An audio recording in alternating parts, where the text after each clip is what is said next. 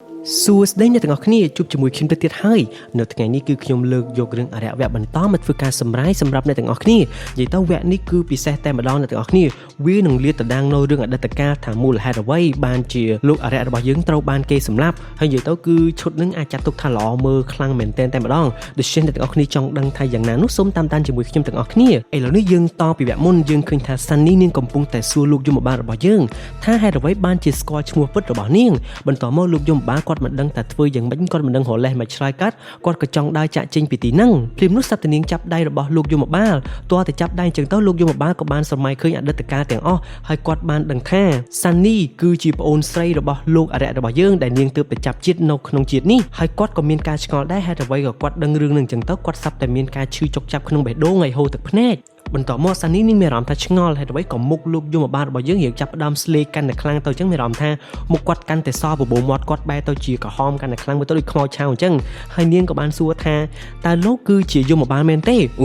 គាត់តែនិយាយអញ្ចឹងភ្លាមលោកយមបាលរបស់យើងចាប់ផ្ដើមមានអារម្មណ៍ភ័យភ្លែតប៉ុន្តែតាមពិតទៅគឺ Sunny នាងគ្រាន់តែធ្វើនិយាយលេងតែប៉ុណ្ណោះបាទនិយាយលេងនេះគឺនិយាយលេងហ្មងបន្ទាប់ពីនោះពួកគេទាំងអស់គ្នាក៏បានត្រឡប់មកកាន់ផ្ទះវិញបាទហើយពេលដែលមកដល់ផ្ទះវិញហ្នឹងអ៊ីនធុកគឺនឹងមានអារម្មណ៍ថាប្រច័ណ្ឌតែម្ដងព្រោះអីលោកអរិយរបស់យើងហ្នឹងគាត់ចម្លែកមែនទែនបន្ទាប់ពីឃើញ Sunny គាត់នឹងចេះតែអាសាសម្លឹងពេលនៅកន្លែងផឹកកន្លែងហូបផ្លូវមន់មិញហ្នឹងណាហើយចេះតែនិយាយអីប្លែកៗជាមួយ Sunny ដល់ពេលមកដល់ផ្ទះនាងចាប់ផ្ដើមមានអារម្មណ៍ថាប្រច័ណ្ឌអញ្ចឹងប៉ុន្តែលោកអរិយគាត់ក៏បានប្រាប់ថាមិនមែនដូចនាងគិតនោះទេគាត់គ្រាន់តែមានអារម្មណ៍ថាចម្លែកពេលនៅចិត្តម្នាក់ស្រីហ្នឹងដូចជាមានអ្វីតាក់ទងគ្នាអញ្ចឹងណាប៉ុន្តែយីរួមអ៊ីនធុករបស់យើងនៅតែប្រច័ណ្ឌអញ្ចឹងទៅប្រច័ណ្ឌចុះប្រច័ណ្ឌឡើងលោកអរិយរបស់យើងគាត់ក៏ខឹងដល់ពេលគាត់ខឹងអញ្ចឹងទៅអ៊ីនធុកនាងក៏រៀងស្ងាត់ទៅវិញអញ្ចឹងទៅបាននិយាយទៅពីរនាក់ហ្នឹងគឺគូស្នេហ៍ញ៉ៃញ៉ៃហ្មងនិយាយទៅឥឡូវនេះស្អែកឡើងយើងឃើញថាលោកយមបាលរបស់យើងគាត់នឹងបានមកយកចិញ្ចៀនដែលគាត់ធ្លាប់ប្រគល់ឲ្យ Sunny នឹងយកទៅស្រាវជ្រាវបន្ថែម Sunny នាងក៏បានធ្វើការណាត់ជួបជាមួយគាត់នៅហាងកាហ្វេហើយនាងក៏បានប្រគល់ចិញ្ចៀនឲ្យទៅលោកយមបាលរបស់យើងអញ្ចឹងទៅហើយនាងប្រាប់ថាបើសិនជាដឹងរឿងអីប្រាប់ខ្ញុំផងដូច្នេះខ្ញុំត្រូវចេញទៅវិញហើយព្រោះខ្ញុំត្រូវមានការងារធ្វើនៅពេលថ្ងៃរួចហើយពួកគេនឹងក៏បានបែកផ្លូវគ្នាទៅ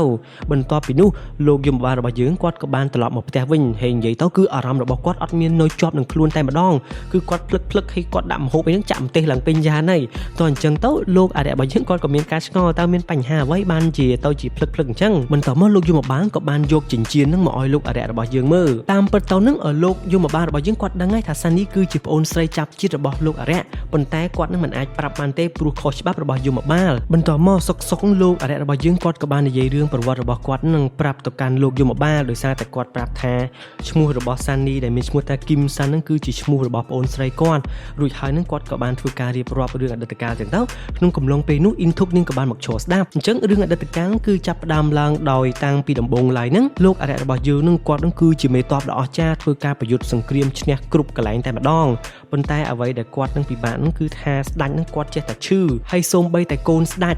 កូនស្ដេចដែលត្រូវឡើងធ្វើស្ដេចហ្នឹងក៏ស្រាប់តែមានជំងឺបន្តបន្ទាប់ចឹងទៅសុកហ្នឹងពួកគេក៏បានស្លាប់បាត់បង់ជីវិតអស់តែម្ដងបន្ទាប់មកគឺស្ដេចយើងហ្នឹងនៅសល់តែកូនស្ដេចមួយអង្គទៀតទេប៉ុន្តែកូនស្ដេចមួយអង្គហ្នឹងគឺគាត់ហ្នឹងគឺជាកូនរវាងស្ដេចជាមួយនឹងមនុស្សស្រីធម្មតាដែលគេចាត់ទុកថាជាវណ្ណៈអន់អញ្ចឹងចំនួនហ្នឹងណាដូច្នេះសល់តែកូនស្ដេចមួយអង្គហ្នឹងជាអ្នកត្រូវឡើងគ្រងរាជ្យប៉ុន្តែចម្លែកអ្វីឆ្ងល់ថាហេតុអ្វីក៏អាមាត្យម្នាក់ហ្នឹងគាត់ហ្នឹងហាក់ជាយកចិត្តទុកដាក់លើក្មេងប្រុសម្នាក់ហ្នឹងខ្លាំងណាស់ខំបង្រៀនកូនស្ដេចហ្នឹងព្រោះអីគាត់ហ្នឹងគឺជាកូនស្ដេចដែលកើតមកពីម្ដាយដែលជាអ្នកក្រខ្សត់អន់ធនវណ្ណៈទាបអញ្ចឹងណាតទៅពេលបរៀនចុះបរៀនឡើងអញ្ចឹងទៅកូនស្ដេចនឹងគេហៅថាចាប់ផ្ដើមស្ថិតនៅក្រោមការគ្រប់គ្រងរបស់អាមាត្យនឹងអញ្ចឹងហើយបន្ទាប់មកពីមួយថ្ងៃទៅមួយថ្ងៃហ្នឹងស្ដេចនឹងក៏ចេះតែមានអារម្មណ៍ចាប់ផ្ដើមឈឺទៅកាន់តែខ្លាំងអញ្ចឹងណាហើយមុននឹងគាត់នឹងស្លាប់នឹងគាត់ក៏បានស្នើសុំឲ្យលោកអរិយរបស់យើងដែលជាមេតបនឹងជួយការពារកូនរបស់គាត់ផងពេលដែលគាត់នឹងបាត់បង់ជីវិតទៅហើយកុំភ្លេចឲ្យកូនរបស់គាត់នឹងរៀបការជាមួយនឹងប្អូនស្រីរបស់មេតបយើងនឹងឯងមេតបគឹមស៊ីននឹ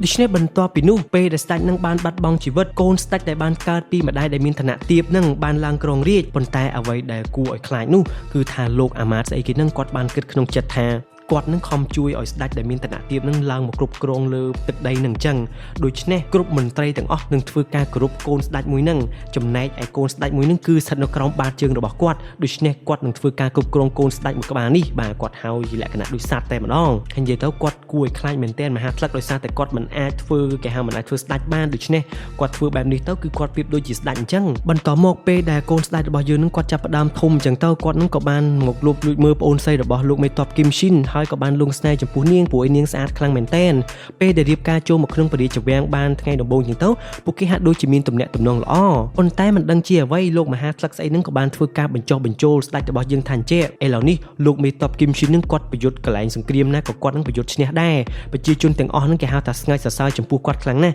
់ដូច្នេះបើសិនជាព្រះអង្គមិនយកចិត្តទុកដាក់ចំពោះរឿងនេះទេថ្ងៃណាមួយមេតបគឹមឈិននេះនឹងមុតដណ្ដើមយកអំណាចរបស់ព្រះអង្គហើយដល់អញ្ចឹងស្ដេចរបស់យើងនឹងគឺគាត់ល្ងងក៏អាចថាបានហើយគាត់នឹងអន់ទៀតគាត់មកពីគ្រួសារក្រីក្រអញ្ចឹងហើយគាត់ចេះខ្លាចបាត់អំណាចណាដូច្នេះគាត់នឹងក៏បានជឿសម្ដីលើអាមហាថ្លឹកចិត្តអាក្រក់ហ្នឹងតោះអញ្ចឹងទៅប្អូនស្រីរបស់គឹមឈិននឹងនាងក៏បានដឹងថាប្តីរបស់នាងឥឡូវចាប់ផ្ដើមពង្រួតដោយមហាថ្លឹកហ្នឹងហើយនាងក៏បានមកប្រាប់ប្តីរបស់នាងថាសូមព្រះអង្គកុំគិតបែបហ្នឹងបងប្រុសរបស់ខ្ញុំគឺការពារព្រះអង្គទេហើយព្រះអង្គកុំបិទភ្នែកដោយសារតែមនុស្សខ្លះពង្រួតដល់ទ្រង់ប៉ុន្តែព្រះអង្គរបស់យើងនេះគឺគាត់មិនស្ដាប់តែម្ដងដោយសារតែគាត់នឹងល្ងងហើយគេហៅថាល្ងងអញ្ចឹងហើយអន់ហើយគ្មានសមត្ថភាពហើយចេះតែខ្លាចមុខខ្លាចក្រោយអញ្ចឹងទៅក៏បានជឿសម្ដីមហាថ្លឹកនឹងអញ្ចឹងដូច្នេះព្រះអង្គគាត់ក៏បានសម្រេចចិត្តក្នុងការមកជួបជាមួយនឹងលោកយមបាលរបស់យើងដែលជាមេតបគឹមឈិននឹងហើយបានប្រាប់គាត់ថាពេលដែលលោកប្រយុទ្ធនៅក្នុងសង្គ្រាមលើកនេះបើលោកប្រយុទ្ធឈ្នះលោកត្រូវចាក់ចេញពីទឹកដីនេះឲ្យឆ្ងាយកាន់តែឆ្ងាយកាន់តែល្អកុំត្រឡប់មកវិញអសោះព្រោះយើងមិនទុកចិត្តថាលោកនឹងមិនមកដណ្ដើមអំណាចរបស់យើងនោះទេដូច្នេះបើសិនជាលោកហ៊ានតែត្រឡប់មកវិញលោកនឹងមានបញ្ហាធំប៉ុន្តែលោកគឹមមេតបគឹមឈិនយើងនឹងគាត់នឹងក៏បានទៅធ្វើសង្គ្រាមមែនប៉ុន្តែសង្គ្រាមនោះគឺគាត់ទទួលបានជ័យជំនះហើយគាត់នឹងចេះតែគិតថាស្ដេចកាលពីមុននឹងបានពឹងពាក់ឲ្យគាត់នឹងជួយមើលថែកូនរបស់គាត់ដូច្នេះលោកមេតបគឹមឈិននឹងគាត់ក៏បានត្រឡប់មកវិញហើយការដែលគាត់ត្រឡប់មកវិញនេះហើយដែលស្ដេចរបស់យើងនឹងចាត់ទុកថាគឺជាការក្បត់ព្រោះស្ដេចបានប្រាប់ឲ្យចាក់ចេញពីទឹកដីនឹងចឹងគុំត្រឡប់មកវិញទោះបីជាមានប្អូនស្រីមានបងប្អូននៅទឹកដីកន្លែងនេះច្រើនយ៉ាងណាក៏ដោយប៉ុន្តែអានឹងដោយសារតែគាត់នឹងមានអារម្មណ៍ថាគាត់មិនចង់ចាក់ចេញពីគ្រួសារគាត់អញ្ចឹងណាហើយគាត់ក៏ចង់មកនិយាយជាមួយស្ដេចពេលហ្នឹងប៉ុន្តែការដែលដើរមកនឹងស្ដេចគិតថាគាត់នឹងចង់មកធ្វើឃាតដូច្នេះហើយបានជាមានការបាញ់ព្រួញសម្រាប់គ្រួសាររបស់លោកមេតបគឹមឈិនរបស់យើងចោលទាំងអស់តែម្ដងរួចហើយស្ដេចនោះក៏បានដើរចាក់ចេញពីទីនោះអញ្ចឹងសរុបមកគឺរឿងនឹងកើតឡើងដោយសារតែស្ដេចរបស់យើងលោភលន់អំណាចហើយគាត់នឹងល្ងងខ្លៅពេកហើយមានអ្នកគ្រប់គ្រងពីលើគាត់ថែមទៀតដូច្នេះបានជាការគិតរបស់គាត់នឹងចេញលក្ខណៈបែបនេះបន្ទាប់ពីនោះអ៊ីនធុកនាងក៏បានបង្ហាញខ្លួនក្នុងកំឡុងពេលដែលពួកគាត់ទាំងពីរអ្នកកំពុងតែលេងសើចជាមួយគ្នាអញ្ចឹងទៅហើយអ៊ីនធុកក៏បានបបួលលោកអរិយរបស់យើងនឹងមកកាន់ភ្នួសពមិត្តភ័ក្តិរបស់នាងហើយក្នុងដំណើរដើរមកនឹងផងដែរនឹងនាងក៏បានធ្វើការសរសើរដល់លោកមេតោរបស់យើងដែលជាអរិយនេះឯងព្រោះកាលពីមុននាងធ្លាប់បាននិយាយថាប្រហែលជាលោកអរិយនឹងគឺជាជនក្បត់ជាតិអីចឹងហើយបានជាត្រូវបានចាក់ដាវចំកណ្ដាលទ្រូងអញ្ចឹងណាតែបន្ទាប់ពីនាងបានស្ដាប់រឿងដែលលោកអរិយរបស់យើងបានរាយរាប់ប្រាប់ជាមួយនឹងលោកយមបាលទើបនាងដឹងថាតាមពិតទៅ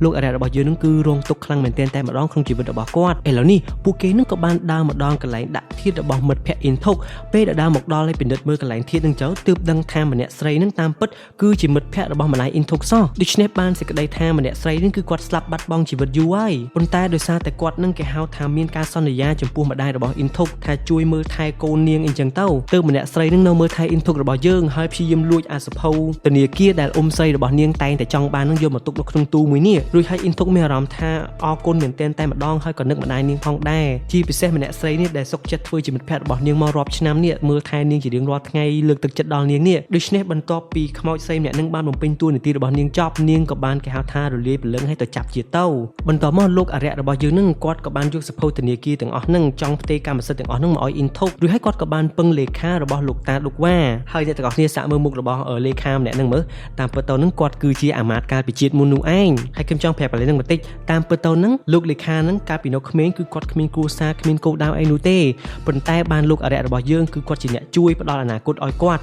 ់អញ្ចឹងបានសេចក្តីថាលោកអរិយរបស់យើងនឹងត្បិតតែដឹងថាបុរសម្នាក់នឹងកាលពីជាតិមុនធ្វើរឿងអាក្រក់ខ្លាំងមែនប៉ុន្តែពេលមកដល់ជាតិនេះលោកអរិយរបស់យើងបានជួយឲ្យបុរសម្នាក់នឹងក្លាយទៅជាមនុស្សល្អដោយមានការរៀនសូត្រមានអីត្រឹមត្រូវអញ្ចឹងណាហើយឥឡូវនេះបានមកធ្វើការឲ្យគាត់ទៀតឥឡូវនេះលោកអរិយរបស់យើងនឹងគាត់បានប្រាប់ថាឲ្យបុរសម្នាក់នឹងព្យាយាមធ្វើយ៉ាងណាឲ្យអ៊ំស្រីរបស់អ៊ីនធុកនឹងបកគលកម្មសិទ្ធិទាំងអស់ដែលជាលុយនៅក្នុងធនាគារនឹងមកឲ្យអ៊ីនធុកវិញបន្ទាប់មកបុរសម្នាក់នឹងគាត់ក៏បានមកជួបជាមួយនឹងអ៊ំស្រីរបស់អ៊ីនធុកឥឡូវអ៊ំស្រីរបស់អ៊ីនធុកគាត់រៀងមានអារម្មណ៍ថាដូចជាមនុស្សឈួតមិនដឹងទេហើយតអ៊ំស្រីនឹងគាត់និយាយចុះនិយាយឡើងគាត់និយាយថាគាត់នឹងខំគេហៅថាទៅដើមយកសិភៅនឹងយកមកវិញអញ្ចឹងយកមិនបានវាបោតបាត់បន្ទាប់មកសាប់តែលោកគេហៅលោកលេខានឹងគាត់ឆ្លាតគាត់ក៏បានលួចថតសម្ដីហ្នឹងរួចគាត់ក៏បានយកគម្រាមអ៊ំស្រីថាឥឡូវនេះតើអ្នកស្រីនឹងព្រមបកគលលុយទាំងអស់ហ្នឹងមកឲ្យអ៊ីនធុកឬអត់បើសិនជាមិនបកគលទេអ្នកស្រីអាចនឹងជាប់គុកបន្ថែមទៀតរាប់ឆ្នាំដោយសារតែអ្នកស្រីធ្វើការបំពានទៅលើក្មេងហ្នឹង បន្ទាប់មកអ៊ំស្រីរបស់ Intok អស់ជំរឿគឺគាត់ទៅតែធ្វើតាមសម្ដីរបស់លោកលេខាហ្នឹងហើយបាទអូពិតជាខ្លាំងមែនឥឡូវនេះយើងកាត់មកដល់ឌុកវ៉ារបស់យើងបន្តិចអញ្ចឹងលោកតារបស់ឌុកវ៉ាហ្នឹងគេហៅថាគាត់ចាប់ផ្ដើមចាស់ហើយដូច្នេះក្រុមហ៊ុនទាំងអស់ត្រូវបកគលឲ្យឌុកវ៉ា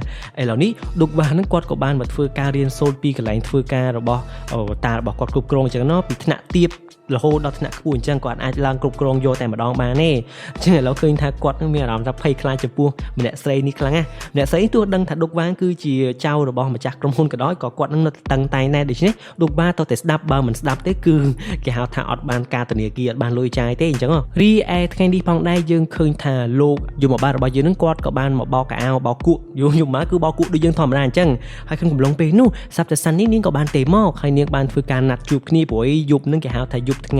ៃឆ្លងឆ្នាំពិសេសហ៎អញ្ចឹងពួកគេនឹងចង់ណាត់ជួបគ្នាហើយដឹងមានរឿងអីចាំមើលថាមានរឿងអីកើតឡើងបន្ទាប់មកយើងឃើញថាលោកយមបាលរបស់យើងគាត់ក៏បានរៀបចំខ្លួនស្លៀកពាក់ឲ្យស្អាតបានអញ្ចឹងលោកអរិយគាត់ក៏បានដើរកាត់ហើយគាត់ក៏បានដឹងថាអញ្ចឹងថ្ងៃនេះគឺជាថ្ងៃដែលពីរនាក់នឹងបែកគ្នាហើយបន្ទាប់មកលោកអរិយគាត់ប្រាប់ថាតើអាចទេលោកយមបាលដូរកៅអៅនឹងបានអត់បន្ទាប់មកលោកយមបាលគាត់ក៏បានតបវិញថាចេះតែនិយាយមកខំប្រឹងរើសកៅអៅឲ្យសមខ្លួនប៉ុណ្ណឹងហើយហ្នឹងណាបាទឥឡូវនេះបើសិនជាតាមពិតបើសិនជាលោកយមបាលរបស់យើងដូរកៅអៅប្រហែលជាអត់មានរឿងអាក្រក់កើតឡើងទេព្រោះដឹងស្រាប់ហើយលោកអរិយគាត់អាចមើលឃើញអនាគតមិនច្បាស់ក៏អាចព្រាលដែរអញ្ចឹងឥឡូវនេះយើងឃើញថាសាន់នីជាមួយនឹងលោកយមបាលបានធ្វើការជួបគ្នាហើយមើលទៅរៀងដូចជាសប្បាយចិត្តមែនតែនប៉ុន្តែសាន់នីនាងក៏បានសម្រេចចិត្តក្នុងការសួរលោកយមបាលយើងជាលើកចុងក្រោយនៅឈ្មោះរបស់គាត់មុខងារការងាររបស់គាត់យមរឿងរ៉ាវដែលតាក់ទងនឹងគាត់ទាំងអស់ប៉ុន្តែលោកយមបាលរបស់យើងគាត់នឹងនៅរឹងកត្រឹងគាត់ថ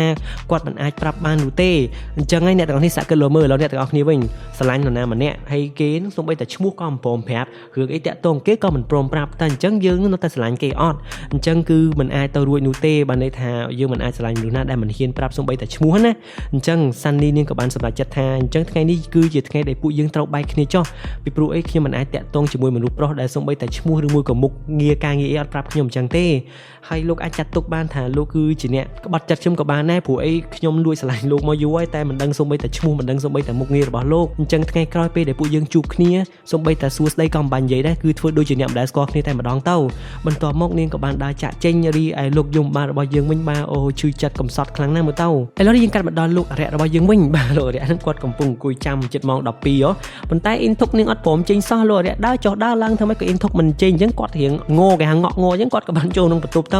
ពេលដែលជិតដល់ម៉ោង 12 ហ្នឹងអ៊ីនធុកនាងក៏បានចេញពីបន្ទប់របស់នាងផ្លែតតែម្ដងហើយមករកលោកអរិយរបស់យើងតែលោកអរិយគាត់រៀងងក់ហើយគាត់នឹងដេកស្ពឹកអញ្ចឹងទៅបន្ទាប់មកគាត់ទៅដល់ម៉ោង 12 ភ្លាមអ៊ីនធុករបស់យើងនាងក៏បាននិយាយថាខ្ញុំពេញវ័យហើយឥឡូវខ្ញុំអាចផឹកស្រាបានហើយបន្ទាប់មកលោកអរិយរបស់យើងក៏ថាហ្នឹងហើយស្អីទៅហើយនាងក៏បាននិយាយថាឥឡូវនេះខ្ញុំទៅចេញទៅក្រៅហើយបន្ទាប់មកលោកអរិយគាត់ចាប់ផ្ដើមភ្ញាក់ព្រឺតែម្ដងចេញទៅណាអ៊ីនធុកក៏បានតទៅវិញថាចេញទៅជាមួយនឹងលោកហ្នឹងឥឡូវទៅជាមួយខ្ញុំអត់យើងទៅរកអីផឹករួចហើយលោកអរិយរបស់យើងគាត់គេហៅថាសប្បាយចិត្តមែនតែនបានគេហៅទៅផឹកអីចឹងណារួចគាត់ក៏បានងើបឡើងយ៉ាងលឿនហើយស្លៀកពាក់ហើយអញ្ចឹងទៅក៏បានចេញដំណើរទៅផឹកអីជាមួយនឹងនាងពេលដល់កន្លែងផឹកហ្នឹងអ៊ីនធុកនិយាយពីផឹកដូចមិនដែលបានផឹកអញ្ចឹងហើយក្នុងកំឡុងពេលនោះស្រាប់តែប៉ែមួយចោលអ្នកទាំងគ្នាចាំអត់អាប៉ែដែលលោកអរិយរបស់យើងបានធ្វើឲ្យបាក់ដៃហ្នឹងនាំគ្នាហ្នឹងមានតម្រមានអីចង់មកធ្វើការវាប្រហារលោកអរិយរបស់យើងបន្ទាប់មកលោកអរិយបានប្រាប់ថាឥឡូវកុំវាយនៅក្នុងហ្នឹងទៅវាយនៅខាងក្រៅវិញបាទអ៊ីនធុកនាងក៏អត់ខ្វល់ដែរព្រោះនាងដឹងស្រាប់ថាលោកអរិយរបស់យើងគាត់គឺជាមេតមអញ្ចឹងគាត់បកកាយវាយខ្លាំងណាស់ឥឡូវនេះយើងឃើញថាពួកគេនឹងក៏ចាប់ផ្ដើមមកវាយគ្នានៅខាងក្រៅអូហក់ចុះហក់ឡើងដូចវាយគ្នាក្នុងរឿងចិនអញ្ចឹងហើយវាយយ៉ាងណាក៏វាយមិនទៅលោកអរិយរបស់យើងដែរលោកអរិយនឹងវាយពួកគេហៅថាពួកក្មេងៗទំនើងយ៉ាងទ្រោមតែម្ដងហើយដល់ពេលអាមេនឹងចុងក្រោយនឹងក៏ដាក់ឡើងហួលបាទឲ្យដឹងបាទក៏មើលងាយមនុស្សចាស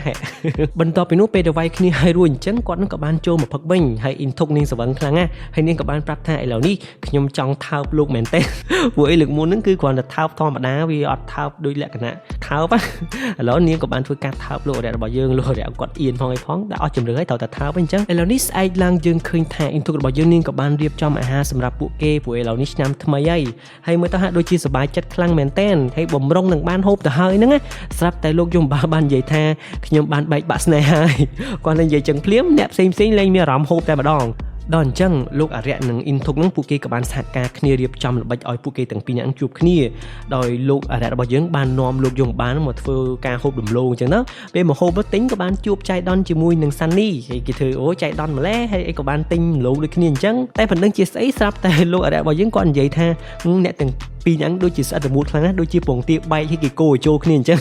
គាត់តែនិយាយចឹងភ្លាមម្នាក់មើលមុខគ្នាតែម្ដងហើយធម្មតាពងទាបែកគោចូលគ្នាវាមិនទៅជាវល់វាមិនមែនទៅជាលក្ខណៈស្និទ្ធស្នាលនឹងគ្នាទេហើយពេលដែលមកដល់ផ្ទះវិញអញ្ចឹងទៅអ៊ីនធុកនេះក៏បានធ្វើការស្ដីឲ្យលោកអរិយហេតុអីក៏ធ្វើអីញ៉ៃមិនក៏ទៅជាលក្ខណៈបំផ្លាញផែនការនេះចោលទៅវិញខ្ញុំពិតជាស្ដាយមែនដែលនាំលោកទៅជាមួយហើយដល់អញ្ចឹងលោកអរិយរបស់យើងឥឡូវចាប់ផ្ដើមមានអារម្មណ៍ថាខ្លាចសង្សារស្ដីឲ្យអីគឺគាត់ស្ដាប់តាមនឹងហើយលែងហ៊ានតមាត់ទៀតអញ្ចឹងមិនគេថាយើងថាមនុស្សប្រុសទោះបីខ្លាំងជាមេតបមិនក៏ដោយពេលខ្លះក៏រៀងខ្លាចប្រពន្ធដែរបន្ទាប់ពីនោះលោកអរិយហ្នឹងគាត់អង្គុយផឹកម្នាក់ឯងសុកសុងគាត់ក៏ចាប់ផ្ដើមនឹកឃើញរឿងអនាគតទៀតហើយព្រោះអីកាលពេលហ្នឹងគាត់នឹកឃើញថាអ៊ីនធុកហ្នឹងបានជួបជាមួយបរិបផ្សេងឲ្យសើចញញឹមហើយនាងមានពាក់ខ្សែកមួយដែលនាងចង់ទិញនៅកាណាដាហ្នឹងអញ្ចឹងលោកអរិយរបស់យើងគាត់ចង់គេហៅថាកែប្រែអនាគតហ្នឹងអញ្ចឹងគាត់ក៏បានធ្វើការឆ្លងមកកាន់ប្រទេសកាណាដាដើម្បីទិញខ្សែកហ្នឹងបន្ទាប់ពីនោះពេលដែលលោកអរិយរបស់យើងបានត្រឡប់មកផ្ទះវិញហ្នឹងគាត់ក៏បានមកជួបជាមួយលោកតាឌុកវ៉ាហើយគាត់លេងអុកជាមួយគ្នាអញ្ចឹងទៅគាត់ក៏បានដឹងថាបន្តិចទៀតលោកតារបស់ឌុកវ៉ាជិតបាត់បង់ជីវិតហើយគាត់នឹងក៏បានយករឿងនេះមកប្រាប់លោកយមបាលរបស់យើងអញ្ចឹងមិនន័យថាធ្វើឲ្យគាត់នឹងមានអារម្មណ៍ថាពិបាកព្រោះអីមនុស្សដែលគាត់នឹងស្រឡាញ់គឺស្លាប់មុនគាត់រហូតហើយគាត់គ្រប់អ្នកដែលស្លាប់មុនគាត់ទាំងអស់គឺគាត់នៅតែចង់ចាំមុខមាត់របស់ពួកគេនឹងពេលដែលពួកគេស្លាប់បាទនិយាយទៅគឺអាហ្នឹងអ្នកទាំងអស់គ្នាអត់ធ្លាប់ជួបបទពិសោធន៍ហ្នឹងគឺអត់យល់ទេប៉ុន្តែគឺវាពិបាកមែនអ្នកទាំងអស់គ្នាសាកគិតមើលជួនកាលយើងនៅជាមួយមនុស្សយើងស្រឡាញ់ឧទាហរណ៍ដូចជាប្តីឬមួយក៏ប្រពន្ធយើងចឹងទៅយើងអត់ចាស់ទេតែប្តីឬប្រពន្ធយើងហ្នឹងគាត់ចាស់ហើយគាត់ស្លាប់មុនយើងតើមានអារម្មណ៍ម៉េចហើយវាកើតឡើងដដែលអញ្ចឹងណាអញ្ចឹងធ្វើឲ្យយើងគេហៅថាក្រំគ្រាចិត្តលក្ខណៈយូរហ្មងចំណែកឯលោកយមបាលរបស់យើងវិញបាទឥឡូវនេះគាត់ទ្រាំមិនបានទេគាត់ក៏បាននិយាយរឿងតាក់ទងនឹងលោកអរិយរបស់យើងហើយគាត់បានប្រាប់ថាតាមពិតទៅហ្នឹងសានីហ្នឹងគឺជាប្អូនស្រីរបស់លោកអរិយឯងហ្នឹងចាប់ជាតិខ្ញុំច្បាស់លាស់មែនទែនតែម្ដងដោយសារអីខ្ញុំបានកាន់ដៃនាងទៅខ្ញុំក៏បានដឹងរឿងអតីតកាលរបស់នាងមុខនាងកាលពីជាតិមុនហ្នឹងគឺដូចជាគំនូនៅក្នុងគំនូរបស់លោកអញ្ចឹងហើយបន្តមកលោកយមបាលក៏បាននឹកឃើញរឿងពាក្យដែលប្អូនស្រីរបស់លោកអរិយរបស់យើងនិយាយកាលពីជាតិមុនអីអញ្ចឹងណាហើយពាក្យហ្នឹងគឺគាត់នឹងធ្លាប់ជួបប្រទះទាំងអស់មែនដូច្នេះគាត់នឹងក៏បានដឹងថាអញ្ចឹងច្បាស់ណាស់ថាសានីគឺជាប្អូនស្រីរបស់គាត់កាលពីជាតិមុនបន្តមកឈុតរបស់យើងក៏បង្ហាញឲ្យឃើញស្ដេចវ័យក្មេងហ្នឹងបានគេហៅថាចាប់ផ្ដើមចាស់ហើយស្ដេចដែលមានវ័យចំណាស់ហ្នឹងគឺជាយមបាលយើងនេះឯងអូអញ្ចឹងរឿងចាប់ផ្ដើមលាតត្រដាងហើយអ្នកទាំងអស់គ្នាដូច្នេះនៅវគ្គក្រោយតើនឹងមានរឿងអ្វីកើតឡើងបន្ទាប់ពីលោកអរិយរបស់យើងបានដឹងថាសានីគឺជាប្អូនរបស់គាត់ដូច្នេះចង់ដឹងថាយ៉ាងណានោះសូមតាមដានជាមួយខ្ញុំទាំងអស់គ្នាបាទខ្ញុំក៏សូមអរគុណដល់គ្នាយើងមែនទែនមកដែលបានឧបត្ថម្ភគាំទ្រដល់ការធ្វើវីដេអូបន្តសម្រាប់ខ្ញុំដែលគាត់នេះមានឈ្មោះថាភួងចរិយាបន្ទាប់គាត់មានឈ្មោះថាគឹមសុបញ្ញាបន្ទាប់ទៀតគាត់មានឈ្មោះថាឆើឆៃណាបាទប្រហែលជាអញ្ចឹងហើយគាត់បន្តទៀតមានឈ្មោះថាសុកវិសាលបាទខ្ញុំក៏សូមអរគុណដល់អ្នកទាំងអស់គ្នាផ្សេងទៀតដែរផងដែលបានជួយ like ជួយ share អញ្ចឹងណាហើយកុំភ្លេចចុច subscribe ផងបាទដើម្បីទទួលបានវីដេអូថ្មីៗនឹងបន្តទៀតដូច្នេះខ្ញុំរត់សូមអរគុណសូមជម្រាបលា